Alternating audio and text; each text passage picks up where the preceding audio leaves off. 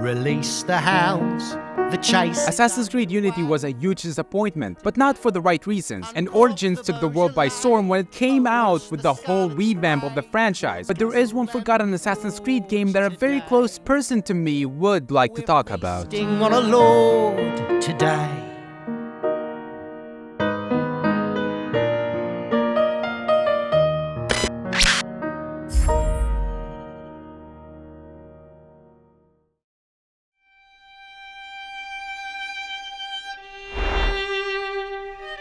The game looks very pretty for a decade-old game, but it's a bit blurry despite the setting being pushed to the fullest. Also, there is a lot of fog in the distance, and it ruins the gorgeous views the game has. Overall, up close, the game looks really good, especially when walking on the very busy and lively streets of London. The game takes place in the industrial era of England, and it actually sells the feel pretty good. There's a little problem though. For a AAA game, it has like 6 enemy models, and that's pretty much it, which breaks the immersion since you have like 5 characters with the same model in the same fight. It's stupid and very disappointing.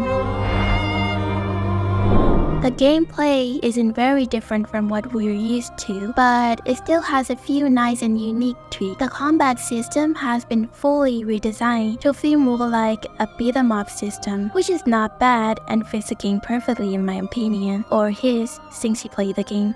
But it's my opinion too. It also has stab, and you can pair up your punches with gunshots and other tools you got in your little pockets. Speaking of tools, there aren't a lot of them, and they're mainly stealth focused, so that's saying that the game is also stealth focused, because in addition to that, the level design encourages it and is the identity of the series, but around 70% of the levels felt poorly designed and very difficult to navigate, which is frustrating, but for assassination missions, they are amazing. There are different opportunities around the levels that assist you with your run. Some levels are tricky to manage, but overall, they're basically highlights of the game, and mostly didn't disappoint. Parkour is decent, definitely downgrade for Unity, but decent. However, it's sometimes very unresponsive. The game feels like it had many experiments done on it for Origins, like the big map, the carriages, the leveling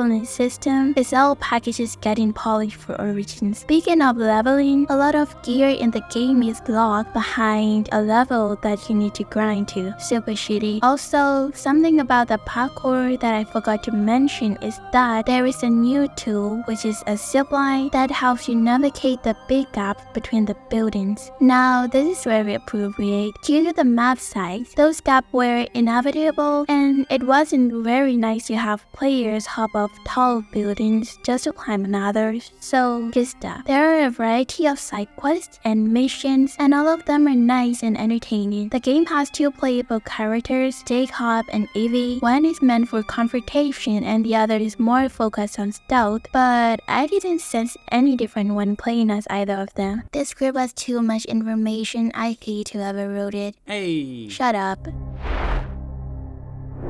The story is about Evie and Jacob Fry, 2 assassins who travel to London to stop the Templars from taking over the city, led by this funny guy with a mustache. Hey, sir.